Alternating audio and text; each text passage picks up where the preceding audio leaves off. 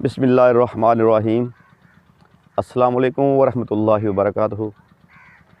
अल्लाह दे फजल ते करम नाल असी दोबारा अपने भैणां भरावां दी खिदमत च हाज़र हाँ। अज असी एक बड़ी खास वीडियो लैके आए हैं उन्हां भैणां भरावां वास्ते जिहड़े कि खाना खांदियां सारी वाशरूम दौड़ लांदे ने। इतल खाना खादा है और नाले वाशरूम दे विच यह नामराद जिहड़ी मर्ज़ है ये ना कोई टाइम नहीं देखती, किसी वक्त भी तुहानूं पखाना आ सकता है। खाना खाने तो फौरन बाद खाना खा के तुसीं अगर बाहर निकले हो तो फिर भी तुहानूं फौरन पखाना आ जाएगा। ये जिहड़ी नामराद मर्ज़ है इहदे मुतलक अज दोबारा अपने बाबा जी अमर साहब हकीम साहब इन्हां को पुछने और तफसीली पुछने कि जनाब ये जिहड़ा मर्ज़ है इनू क्या की कहा जाता है और किन्ना ये अमरादां की वजह नाल जिहड़ा ना ये जन्म लैंदा है।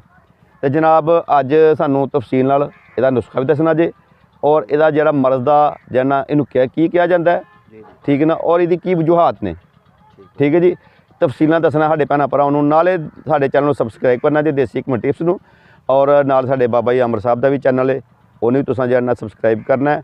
और इस तो इलावा एक खास जिहड़ी तुहाडे वास्ते अपने भैणां भरावां वास्ते खास जिहड़ा ना एक पैगाम है कि जिहड़े साडे दोस्त तशखीस करवाउणा चाहुंदे ने ऑनलाइन वो सानू जिहड़ा ना उहदी जिहड़ी मकबूल जी फीस रखी है। बाबा जी कितनी फीस रखी है? 300 रुपया फीस रखी जबान की फोटो नाखना दी। हाँ जी 300 रुपया उहदी फीस रखी है जिहड़ा बंदा तशखीस करवाना चाहता है।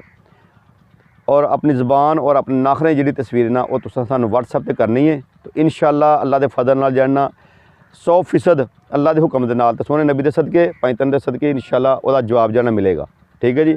अगर कोई दवाई मंगवाना चाहता है पार्सल के जरिए इंशाअल्लाह भी तुहानूं मिलेगी। हकीम साहब जी जी यह जरा पुछया तुहानूं कि खाना खाण तो फौरन बाद जरा पखाना आ जाता है वो हवाले नाल गुफ्तगू जी तफसीली लोगों को दसो भैणां भरावां नूं उन्हां दा फायदा हासिल होए, ठीक है जी। मेहरबानी जी। अल्लाह पाक रहमत आ फरमाए। बाई होरां ने बहुत अच्छा सवाल किया है कि खाना खांदियां सारी वाशरूम की तरफ दौड़ लग जाती है। पानी भी हद तक बंदा पीवे तो उबाले मारदा गले तक आंदा है, नाल ही बड़ा पखाना आ जाता है। इनू सब तो पहलां तो मैं समझाना चाहना कि इहदा मिजाज जिहड़ा हिसाबी है, तहरीर हिसाबी है। मेदे के अंदर सर्दी जमा हो जाए तो फिर यह मसला बनता है। आंतां की कमज़ोरी हो जाती है, आंतां के अंदर स्वैलिंग हो जाती है जिन्हों खुश्की दे मांत सोजिश कहा जाता है। इहदा वक्त इलाज अगर ना किया जाए तो गुरदियां के अंदर सोजिश, मसाने के अंदर फिर हीट और खास करके जिगर जिहड़ा वे सकून च चला जाता है। ऐसे मरीज़ नूं पिते का बहुत जल्दी मसला बनना तय हो जाता है, दिमाग का मसला बनना तय हो जाता है। बल्कि मैं तो इत्थों तक कहांगा कि ये मर्ज़ का नाम संग रहनी है, ये डिप्रैशन की बड़ी बहन है। इत्थों डिप्रैशन होना तय हो जाता बंदे नूं।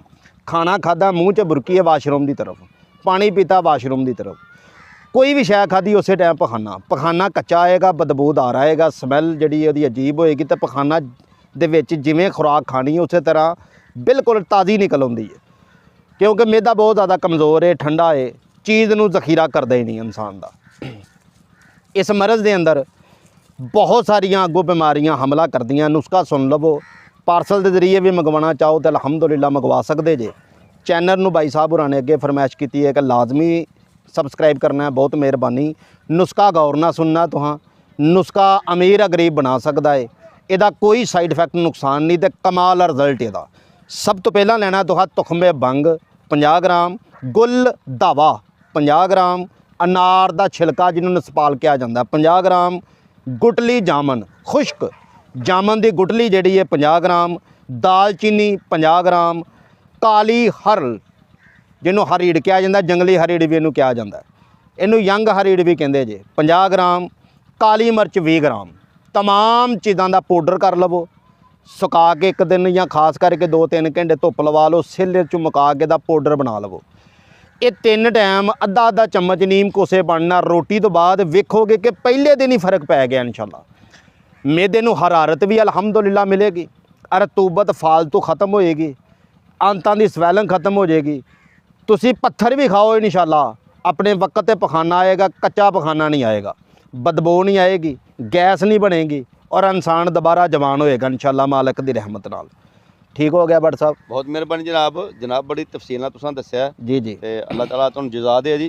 ते जिहड़े साडे दोस्त देख रहे ने हिंदुस्तान पाकिस्तान और यूरोप विच या जिहड़े भी मुल्क च देख रहे हैं सानूं साडी वीडियो नूं, तो साडे अगे रिक्वेस्ट है कि सबसक्राइब भी करो। तो इंशाअल्लाह यह जिहड़ी वीडियो तुहानूं असीं बना के दस रहे हैं या अपलोड ही कर रहे हैं या एक वदम तलक तुहानूं दस रहे हैं, ਇਹ ਉਹਨਾਂ ਲੋਕਾਂ ਵਾਸਤੇ ਨੇ ਜਿਹੜੇ ਨੁਸਖਾ ਖੁਦ ਬਣਾ ਵੀ ਸਕਦੇ ਨੇ, ਨਹੀਂ ਬਣਾ ਸਕਦੇ ਉਹਨਾਂ ਵਾਸਤੇ ਵੀ। ਜਿਹੜੇ ਨਹੀਂ ਬਣਾ ਸਕਦੇ ਉਹ ਸਾਨੂੰ WhatsApp ਨਾਲ ਮੈਸੇਜ ਕਰ ਸਕਦੇ ਨੇ, ਇਨਸ਼ਾਅੱਲਾ ਆਨਲਾਈਨ ਉਹਨਾਂ ਨੂੰ ਇਹ ਨੁਸਖਾ ਮਿਲ ਜਾਏਗਾ। ਬਿਲਕੁਲ। ਔਰ ਨੁਸਖਾ ਵੀ ਉਹ ਜਿਹੜਾ ਹੱਡ ਜੱਗ ਬੀਤਿਆ, ਕਿਤਾਬੀ ਨੁਸਖਾ ਨਹੀਂ, ਖਾਨਦਾਨੀ ਨੁਸਖਾ ਔਰ ਮਜਰਬ ਜਿਹੜਾ ਪਹਿਲੀ ਖੁਰਾਕ ਅਲਹਮਦੁਲਿਲਾ ਕੰਮ ਕਰਦੀ। ਮਾਸ਼ਾਅੱਲਾ ਜੀ, ਬਹੁਤ ਸ਼ੁਕਰੀਆ ਜਨਾਬ।